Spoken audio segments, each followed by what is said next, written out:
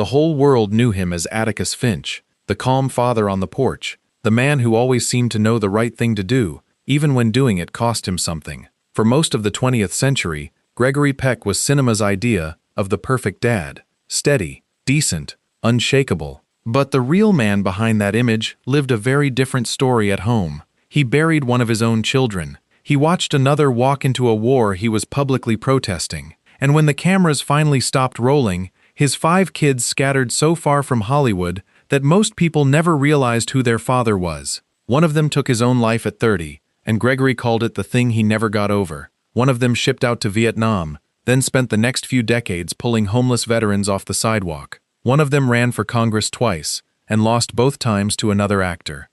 One of them married one of the most famous supermodels alive, then quietly slipped out of the frame.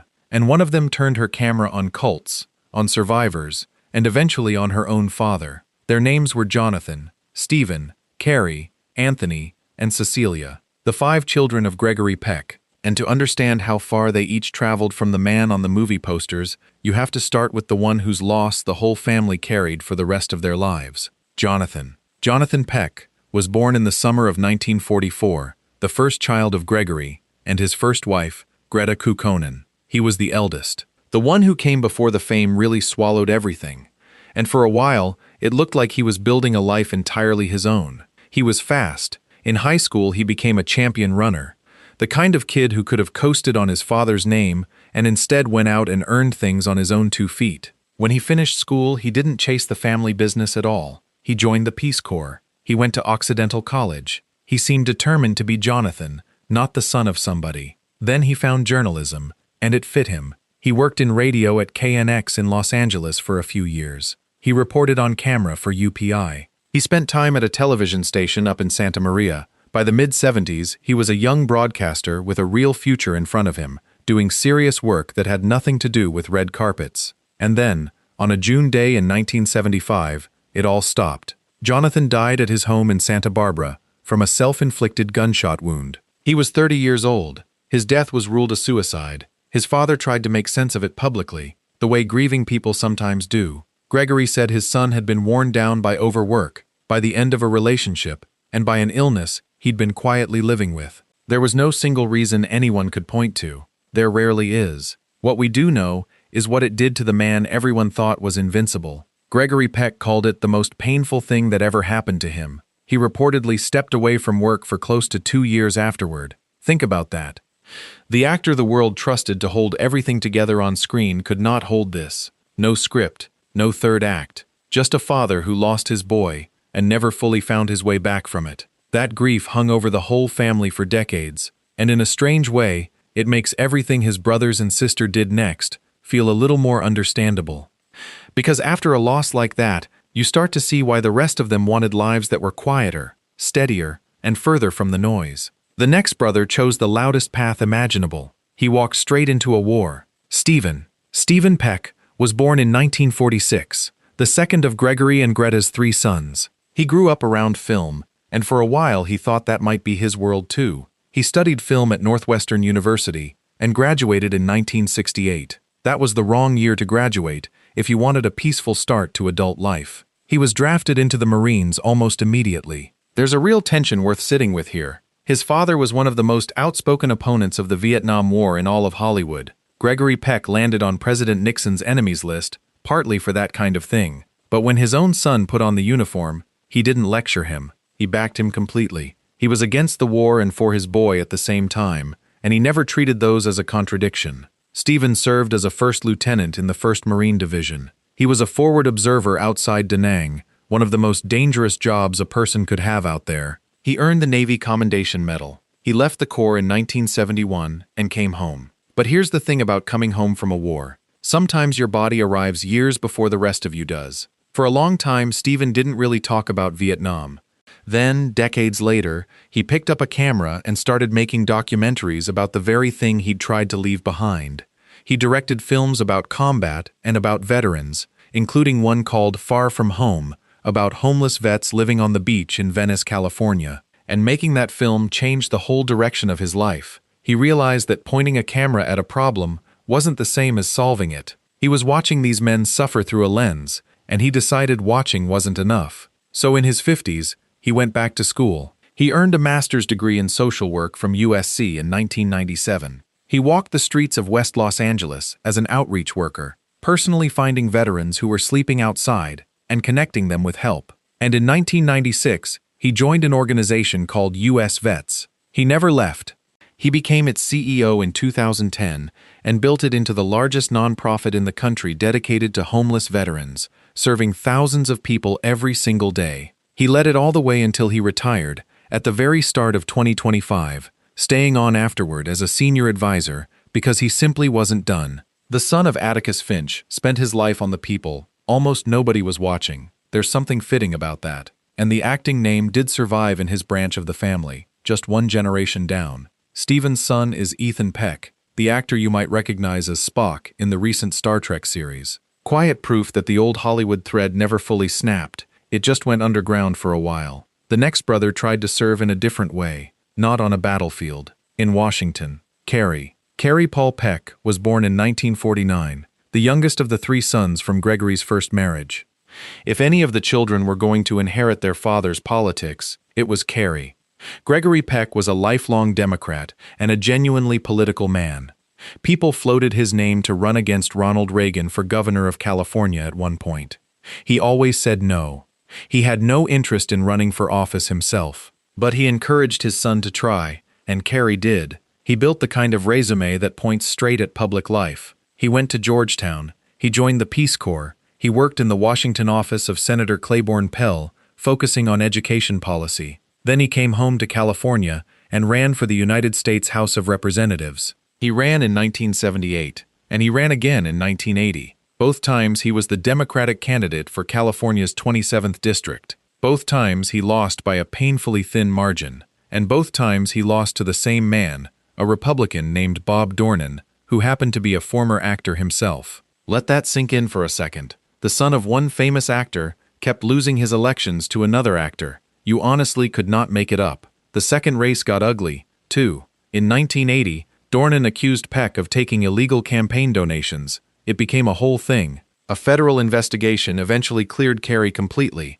but the damage of a fight like that leaves a mark on a person. 2 narrow losses, 1 bruising public accusation. It would be enough to make anybody walk away. And Carey did walk away from politics. But he didn't walk away from the thing underneath it, which was service. He worked for a time as a bank officer. Then he found his real second act in education. He became a principal analyst and grant administrator for the Los Angeles Unified School District, and he built after-school and STEM programs aimed at kids who needed them most, especially girls and students who'd been counted out. He never got the office. He got something quieter instead, a long career spent quietly opening doors for young people, far from any campaign trail. Those were the 3 sons of the first marriage: a lost journalist, a Marine-turned-advocate, a would-be congressman-turned-educator. The 2 children from Gregory's second marriage grew up much closer to the cameras, and one of them ended up in the tabloids by way of a wedding. Anthony Peck, known to everyone as Tony,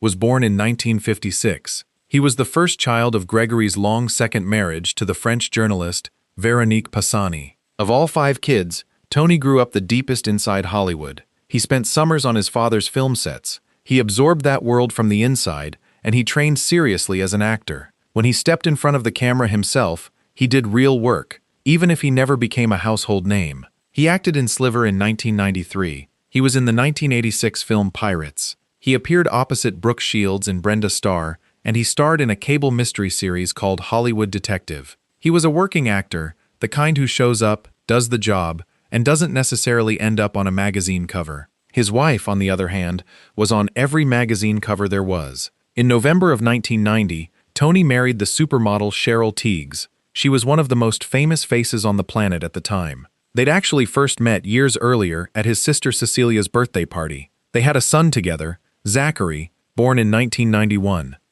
And like a lot of high-profile marriages, it didn't last. They divorced in 1995. Their son Zach grew up and eventually settled across the ocean in the United Kingdom. After that chapter, Tony did something a few of his siblings also did.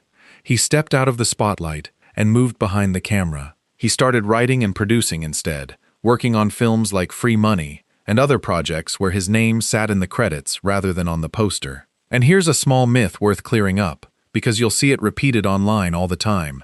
A lot of sources claim Tony ran for Congress. He didn't. That was his brother Carey. It's an easy mix-up with two politically connected Peck sons, but the man who ran those two campaigns against Bob Dornan was Carey, not Tony. Now you know the difference, and you can be the person who corrects it. That leaves the youngest of all five, the only daughter, and in many ways, the one who inherited the most from her father, even though she rarely stood in front of a camera at all. Cecilia Peck, was born in 1958, Gregory and Veronique's second child, and their only daughter. She was raised with every advantage. She went to Choate, then to Princeton. She studied dance under the legendary Martha Graham, and for a time, she followed the obvious path and became an actress. Her most meaningful role brought her full circle back to her dad. In 1993, she starred in a television film called The Portrait. She played the daughter. Her own father played the father. Lauren Bacall played the mother, a daughter playing a daughter, opposite the actual man who raised her. She earned a Golden Globe nomination for it. She popped up in other things too, including a small early part in Oliver Stone's Wall Street, though acting was never really where her heart settled. Her true calling turned out to be telling other people's stories, difficult ones, true ones. Cecilia became a documentary filmmaker, and she kept gravitating toward people who stand up when it's hard to stand up. In 2000, she produced A Conversation with Gregory Peck, an intimate portrait of her own father's life and work. A few years later, she co-directed Shut Up and Sing, the 2006 film about the enormous backlash the Dixie Chicks faced for speaking out against the Iraq War. It was shortlisted for an Academy Award. Then she made Brave Miss World for Netflix, following a beauty queen who survived a brutal attack and turned her pain into a fight for other survivors. It earned an Emmy nomination, and more recently she went after coercive control and manipulation head-on, directing Seduced, Inside the Nexium Cult, and then the 2023 Netflix series, Escaping Twin Flames. These are not comfortable films. They're the work of someone with a conscience and the nerve to use it. Her personal life found solid ground. She married the writer Daniel Vall in 2001, and they raised 2 children together. She also became the keeper of her father's legacy, maintaining his official website and helping present an award in his name that honors excellence in film. Think about what she really inherited, not the fame, not the movie star good looks the tabloids cared about. She inherited the thing that made her father sign letters against blacklists and play Atticus Finch like he meant every word of it. She inherited his conscience, and she spent her career pointing it at the people who needed a voice. Gregory Peck died in June of 2003, at the age of 87. Veronique, his wife of nearly 50 years, followed in 2012. And when you line up the lives of their 5 children next to each other, a pattern comes into focus that says more about the man than any of his films ever could. With one heartbreaking exception, every single one of them built a life around service and conscience, and around a deliberate distance from the fame their father lived inside every day. A Marine who spent decades housing homeless veterans, an educator who kept opening doors for at-risk kids after politics slammed the door on him, a writer who traded the spotlight for the work behind it, a filmmaker who gave survivors and outsiders a platform, and a lost eldest son whose memory quietly shaped the whole family's understanding of what really matters. Here's the part that gets me. Gregory Peck won his Oscar playing a father who taught his children to do the right thing, even when the world made it costly. Then look at where his actual children pointed their real lives. Veterans on the street, kids nobody was betting on, people who'd been silenced. That role starts to look less like acting and more like something he was actually passing down at the dinner table. The one thread that ran back to the screen was his grandson Ethan, carrying the family name into a new generation. But that was the exception. The rest of them chose rooms where no cameras were rolling at all. Maybe that's the real legacy. Gregory Peck spent his whole career in front of more cameras than almost anyone in the history of the movies, and the most lasting thing he left behind wasn't on film. It was the quiet, unglamorous decency his children carried into the world long after the lights went down. If this story meant something to you, take a second to like the video and subscribe to the channel so the next story finds you when it's ready. And a gentle note before you go. This video touched on suicide, which is a heavy and very real thing. If you or someone you care about is struggling, please reach out to a mental health professional or a local crisis line in your country. You don't have to carry it alone.